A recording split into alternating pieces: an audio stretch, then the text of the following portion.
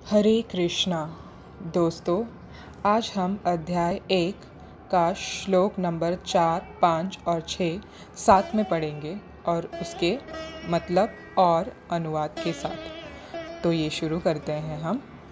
अत्र शूरा महेश्वासा भीमार्जुना समायुधि युयुधानो विराटश्च द्रुपदश्च महारथः दुष्टकेतुश्चेकितानः काशीराजश्च वीर्यवान् पुरुजितकुन्तिभोजश्च शैब्यश्च नरपुङ्गवः युधामन्युश्च विक्रान्त उत्तमौजश्च वीर्यवान् सौभद्रो द्रौपदेयश्च सर्व एव महारथा। इसका मतलब, इस सेना में भीम तथा अर्जुन के समान युद्ध करने वाले अनेक वीर धनुर्धर है, यथा महारथी युयुधान, विराट तथा द्रुपद है।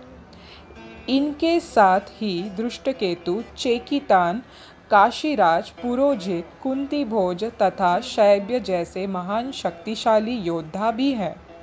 पराक्रमी युधामन्यु अत्यंत शक्तिशाली उत्तमौजा, सुभद्रा का पुत्र तथा द्रौपदी के पुत्र, ये सभी महारथी हैं। अब इस पे श्रीला प्रभुपाद तात्पर्य लिखते हैं। यद्यपि युद्ध कला में द्रोणाचार्य की महान शक्ति के समक्ष धृष्टद्युम्न महत्वपूर्ण बाधक नहीं था, किंतु ऐसे अनेक योद्धा थे जिनसे भय था। दुर्योधन इन्हें विजय पथ में अत्यंत बाधक बताता है, क्योंकि इनमें से प्रत्येक योद्धा भीम तथा अर्जुन के समान दुर्जय था। उसे भीम तथा अर्जुन के बल का ज्ञान था, इसीलिए वह अन्यों की तुलना इन दोनों से करता है। तो दोस्तों, ये था श्रीला प्रभुपाद का अनुवाद।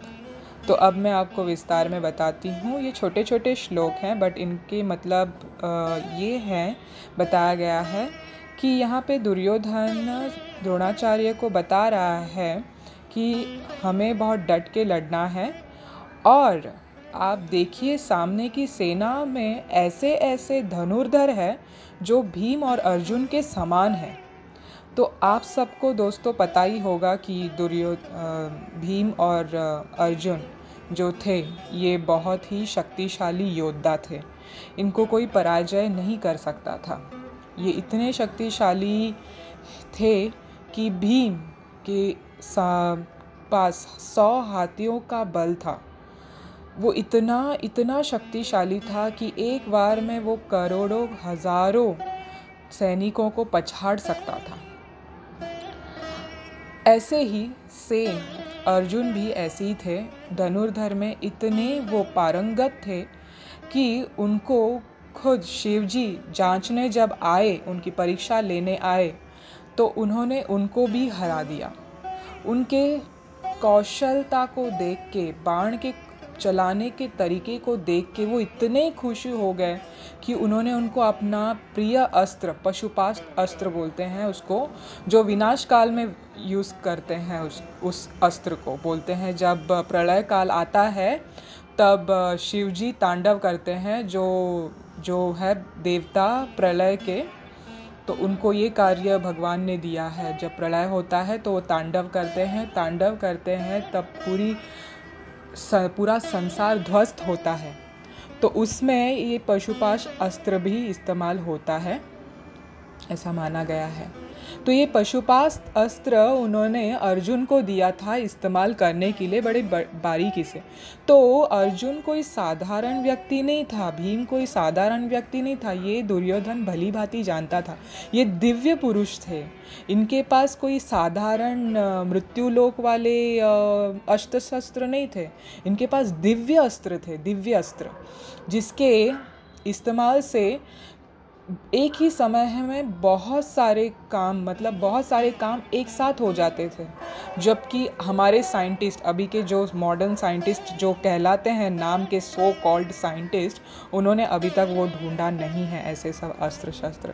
ये शास्त्रों में पूर्ण उल्लेख है, जहाँ पे जो आपने अभी हाल ही में उड़ीसा में सुना होगा कि एक भवंडर आया था, ये तो भगवान का भेजा हुआ या फिर देवी देवताओं के प्रकोप से या जो भी हो सकता है, ये ऐसे एक क्लेश था जो मानव जातियों को बार बार सूचित किया जाता है कि तुमसे भी बढ़कर यहाँ पे कोई कंट्रोलर है, you are not the controller, but still human beings think that they are the controller.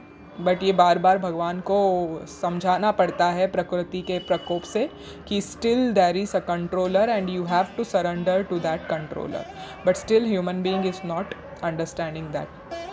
तो यहाँ पे ऐसे ऐसे अस्त्र भी थे जो पानी में चलाते थे, हवा में चलाते थे, अग्नि में चलाते थे। ऐसे ऐसे शस्त्र, दिव्य शस्त्र इनके पास थे, अर्जुन के पास। तो इनमें से पानी वाला शस्त्र मतलब ये था, भवंडर, ये सब ये इस्तेमाल करते थे उस टाइम पे।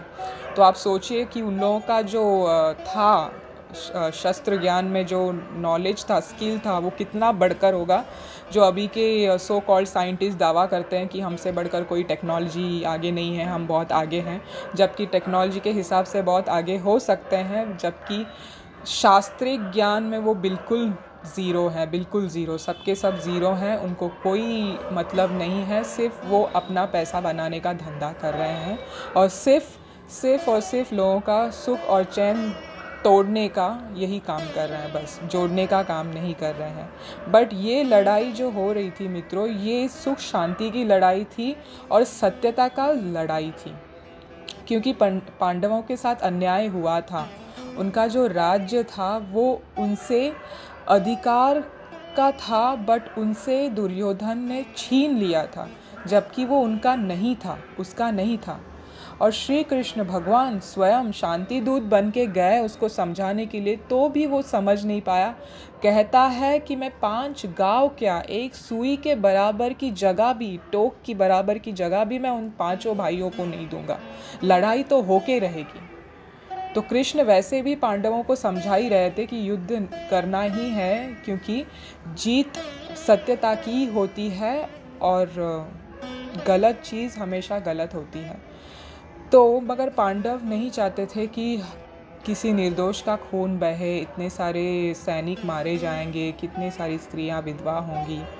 बट भगवान उनको समझा रहे थे कि ये सब अच्छे के लिए हो रहा है और सत्यता के लिए हमेशा हमें लड़ना चाहिए, but under a proper authority, not under unauthorised authority.